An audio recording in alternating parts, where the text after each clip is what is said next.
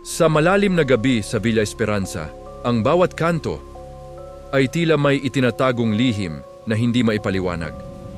Pauwi na si Adrian galing sa trabaho, pagod at ang tanging nasa isip ay makapagpahinga na sa kanyang bahay.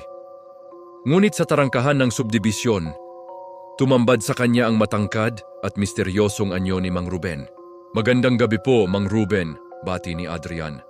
Pero tanging nakabibinging katahimikan ang kanyang narinig bilang tugon. Nakatitig lang ang matanda, sobrang maputla ang balat at ang mga mata ay hindi kumukurap sa gitna ng dilim. Kinabukasan, nabanggit ni Adrian ang engkwentro sa isang matandang kapitbahay na matagal na sa lugar na iyon. "Si Mang Ruben?" tanong ng matanda na may halong takot.